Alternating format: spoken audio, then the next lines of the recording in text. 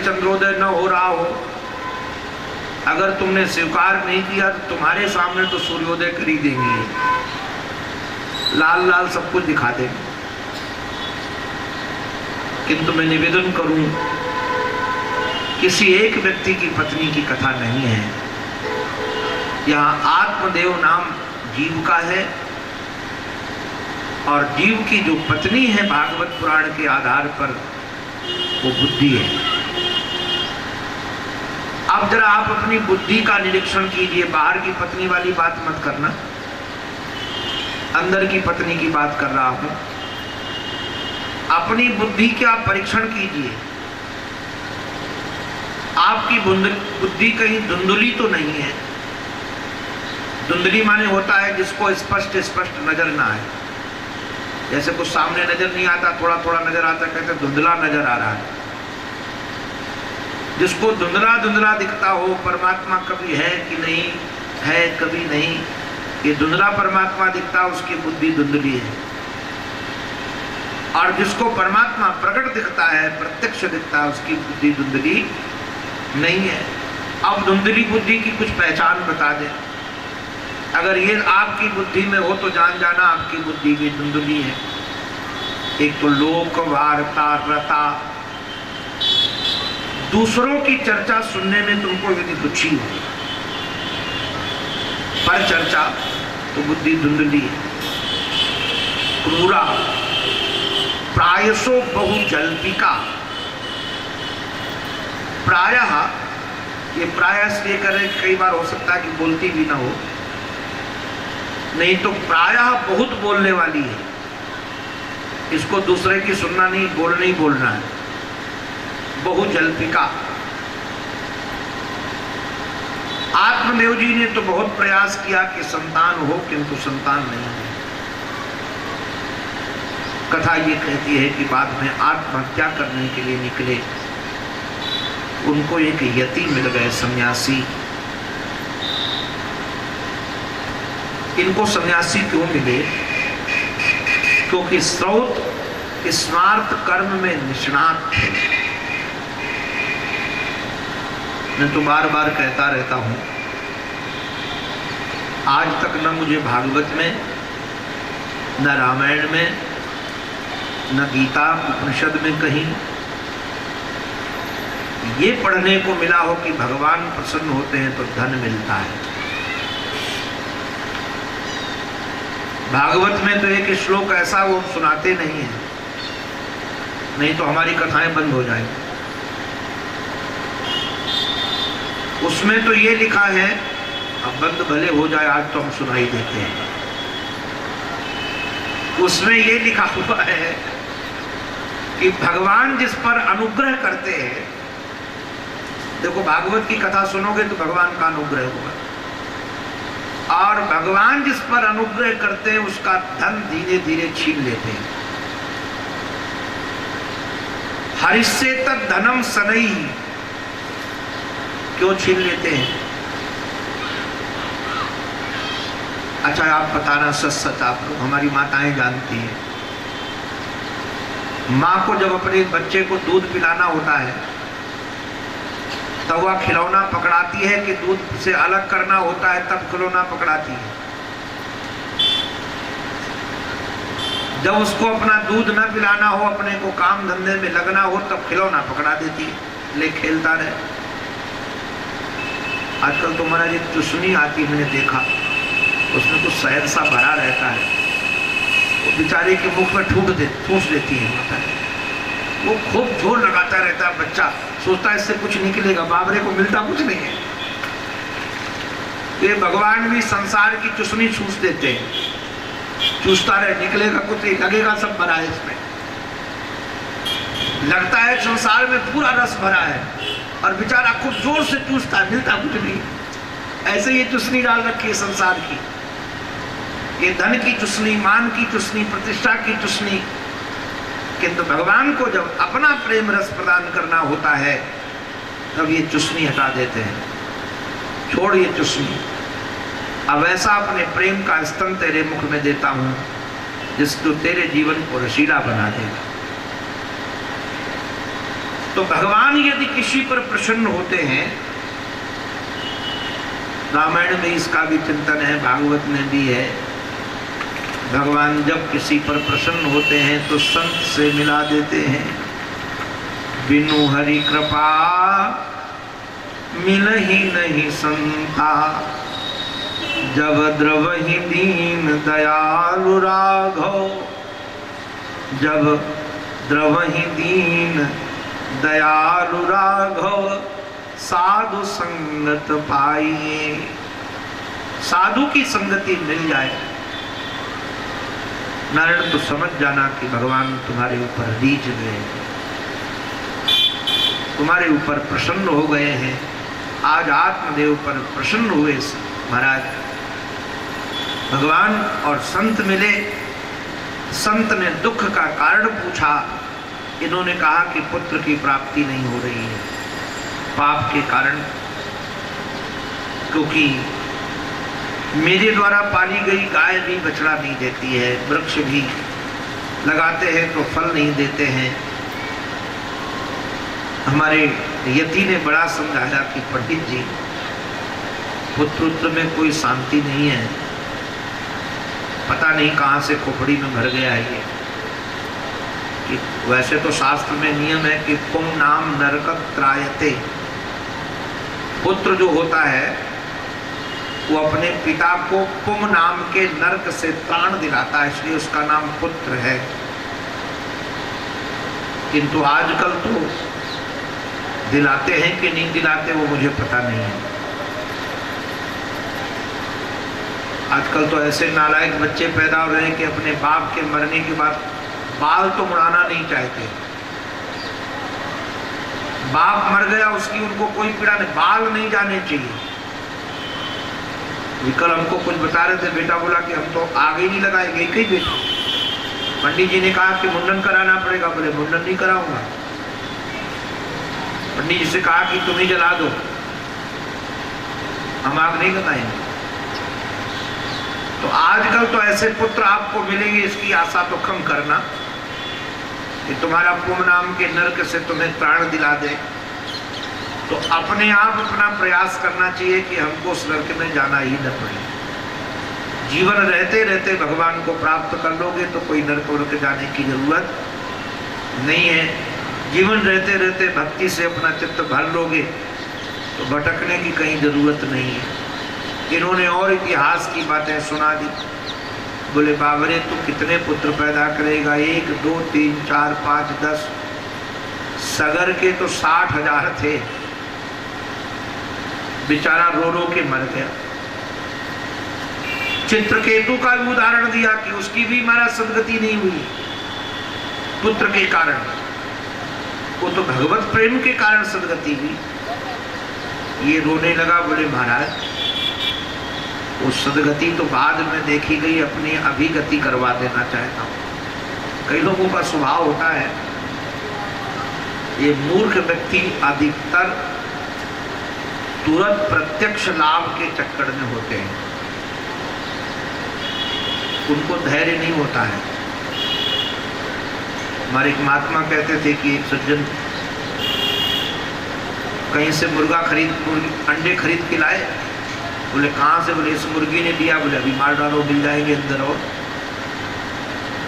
तो तुरंत मिले। ऐसे जो प्रत्यक्ष फल के चक्कर में होते, हर चीज का समय होता है। लोगों को लगता है आज आम का वृक्ष लगे और आज ही फल देने लगे। अरे बाबा, हर चीज के लिए समय चाहिए। समय से पहले कुछ अगर प्राप्त करना चाहोगे तो रसीला नहीं होगा, इसलिए धैर्य धारण करना चाहिए। इन्होंने कहा मोक्ष की बात तो बाद में देखी गई है, पहले हमको पुत्र चाहिए। महात्मा ने एक फल दे दिया, पत्नी को खिलाओ तुम्हें पुत्र होगा। पत्नी बड़ी कुशल थी, तर्क में चिंतन करने लगी, यदि खा लूंगी तो पुत्र हो जाएगा तो पेट बढ़ जाएगा, और पेट बढ़ेगा, घर में आग लगेगी तो भागूंगी कैसे? पहला तर्क। दूसरा तर्क है कि ननद आकर के सम्मान ले जाएगी, तो खतरा, और चटोरी बहुत थी, तो सोचने लगी पेट बढ़ जाएगा तो खाऊंगी कैसे, ज्यादा खाना नहीं होगा। कई तर्क मान करके महाराज फल नहीं खाया, और एक अपनी सखी के सामने रोई, जिसने अपना गर्व बेच दिया। मैं कई बार लोगों को निवेदन करता रहता हूं, मां के जीवन में सबसे ज्यादा ममत्व का उसका स्थान है, उसका गर्व। जो स्त्री अपना गर्व बेचने लगे पैसे के लिए, संतान बेचने लगे, उसकी क्रूरता की पराकाष्ठा होगी। वो सर्पणी से बढ़कर और कुछ नहीं हो सकती है। ये सर्पणी ये काम कर सकती है। खरीद लिया, पंडित जी को धोखे में रखा, कहानी से परिचित हो, बाद में उस फल को एक गाय को खिला दिया जो घर में गाय थी, गर्भवती नहीं होती थी। जब बालक उसको पैदा हुआ, उस देवी ने कह दिया हमको बालक हुआ, नाम अपने आप रख लिया, जैसे आजकल रख लेते हैं देवियाँ। न पंडित जी की जरूरत, न तिथि नक्षत्र की जरूरत। अरे महाराज, कई लोग तो माताएं आजकल झगड़ती हैं, घर में लड़का होगा तो ये नाम रखूंगी, लड़की होगा तो ये नाम रखूंगी। वो तब रखो भाई, पहले से ही नाम ढूंढ कर रखते हैं। उसका नाम उसने धुंधकारी रख दिया। 3 महीने के बाद गैया मैया ने भी प्रसव दिया, सर्वांग सुंदर बालक हुआ।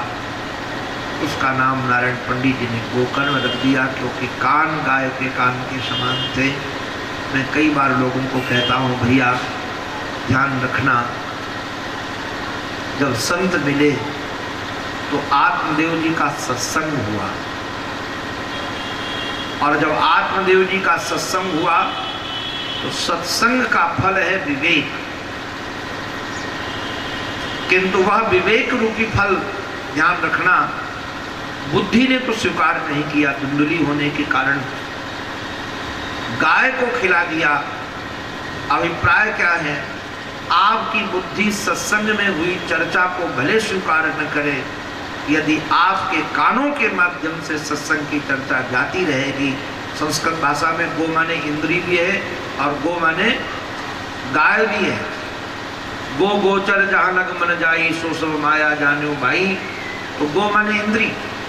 आपकी बुद्धि भले सत्संग को स्वीकार न करे, किंतु आपके कानों से भी यदि कथा जाती रहेगी, ये कानों से भी कथा एक न एक दिन तुम्हारे जीवन में गोकर्ण रूपी विवेक उत्पन्न कर देगी।